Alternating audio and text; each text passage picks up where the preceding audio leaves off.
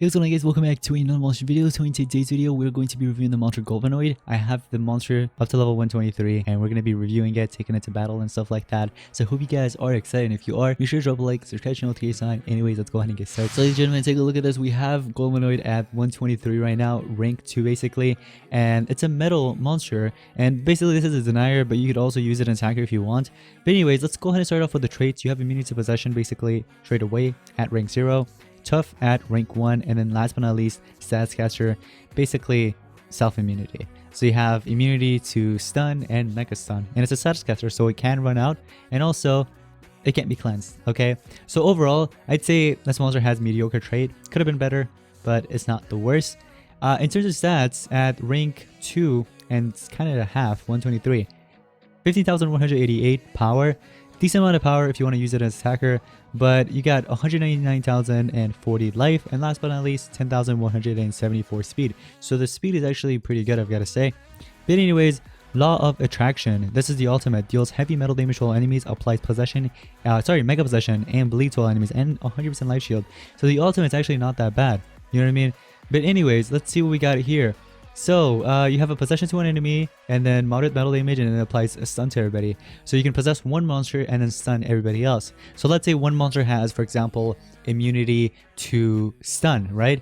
And what you should do is basically possess that one so that the stun lands on the other two, if that makes sense, because the other two will most likely not be immunity to stun. Let's see what else we have. Sonic Mindtism. Okay. It's a moderate metal damage to all enemies, applies stun to all enemies, and possession. So here, the nice thing about this one is that in case of their immunity to stun, well, guess what? They're going to get possessed. And if they're immune to possession, they're going to get stunned. So they'll basically lose that turn. Age of Bronze deals, doesn't deal any damage actually. It's just possession. You apply it twice. In case if the first one misses, the second one will most likely land. So this will basically bypass, for example, Bulwark most likely. There is Tough trait that you can actually bypass, and much more. So this actually is not that bad. And it comes with 30% life shield to the monster as well. Anyways, Alloy Barrier. It's a 50% life shield to one ally, and then gives immunity to stun to all allies. Okay, well, I guess that could come in handy in some cases. But you also have this possession and stun to one enemy. I would rather run this monster as fully Denier. Honestly, I'd rather go with this. Something like this. I don't want to go with this. I'd rather have somebody else on the side. For example, there is Ryclops that does the same exact thing, if not kind of better. The monster has immunity to torture and stuff like that, and it comes with shield and stuff. Anyways, Dual Magnetism. It's a stun to an enemy and 25% life shield to itself. I wouldn't recommend. This one, although it's spammable, I know you need the 25 stamina, I wouldn't recommend. And last but not least, you have a possession to one enemy that you can kind of spam every time. I wouldn't recommend this unless you have a play. But anyways, in terms of skills, guys, this is what I recommend running on this monster. But let's go ahead and give it some runes. So in terms of runes, let's give it some level 4s, okay? Or actually maybe level 3s, because I know I won't be using this monster as much. So here's what I recommend giving, guys. Oh, whoops. Level 7s. Okay, there's a lot. Okay, so I would say give this monster full speed if you're going to be running as a Denier, because this monster's play is to basically deny everybody else, right? But here's the thing. I would do either triple speed or 2 speed and 1 team speed. Just make sure that you don't take in the first turn in battle. Make sure you take in second. What you should do is pair this monster up with another one that could either remove positive status effects or can trade disable. Because most of the time you'll be running against a Megataunt on PvP or even Team Wars and stuff like that. But Team Wars, it's a different play.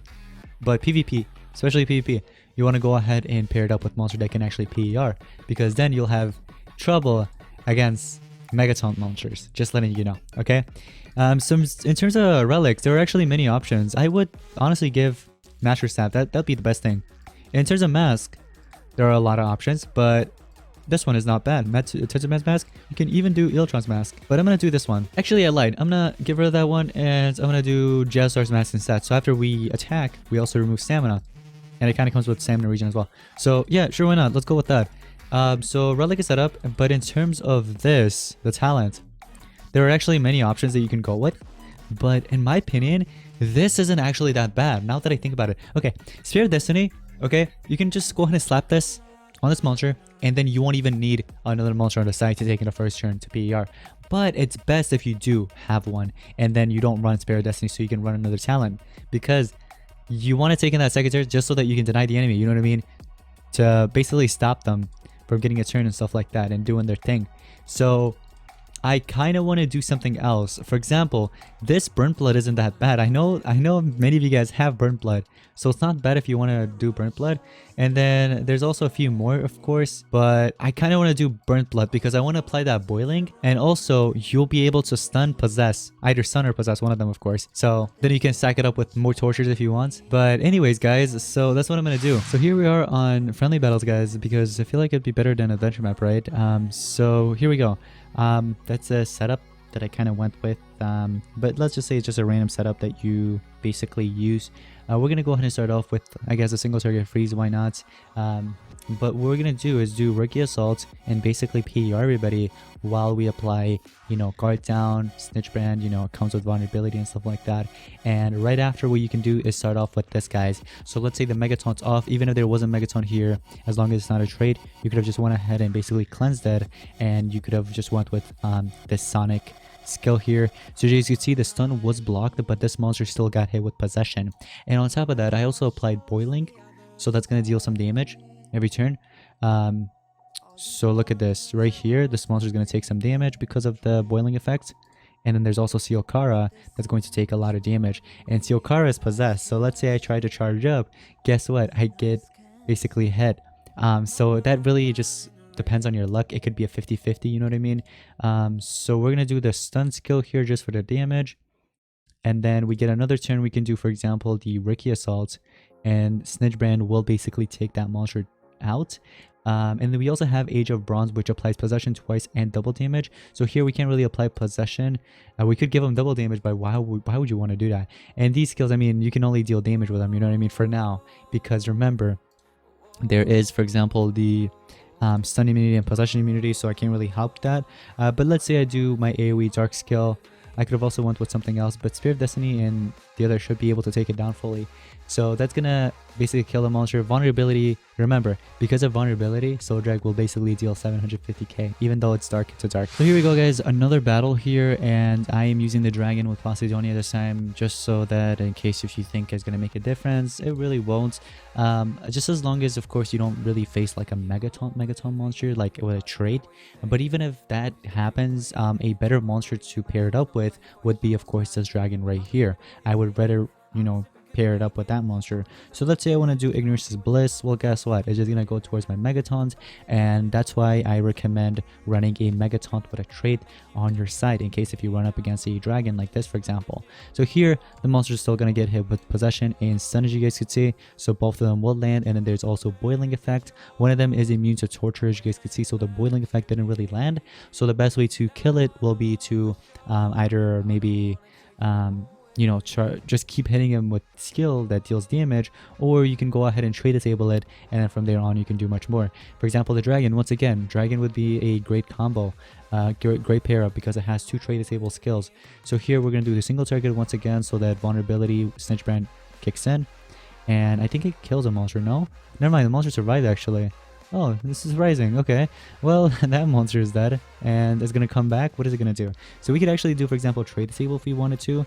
I could have also done that in the beginning, but even if I got a turn now and it was already trade disable, I could have PR'd, and guess what? All I do is get rid of the shield, because that absolute zero skill, or absolute zero in general, will basically kind of go to waste, if that makes sense. So this just gives the 30% life shield to itself with possession and stun. So honestly, this monster can't really do much besides just applying possession and stun here and there. Besides that, this monster, again, it can't really do much. But now that this monster gets a turn, Posidonia, I can either heal or I can go ahead and attack. What do I really want to do? Well, let's see. So I have reverse heal skill that I can actually use, and this will actually eliminate the monster, but if I end up eliminating it, Soul Drag will basically kill me. So I guess I'll go ahead and heal and try to play it a little longer, you know what I mean? Because why not? I mean, who doesn't want to survive this? Resolve control status effects, we can go ahead and do that. Get rid of, you know, that mega freeze, or I think I had, or something. That monster can't do anything once again, so that's a loss. But here we go, we're back basically. We can do the same exact thing, kind of, but this is just a one enemy, so we won't really land on that monster because there's still that taunt monster there. But now I guess we can go ahead and basically attack here, going with that snitch brand, everything, you know what I mean?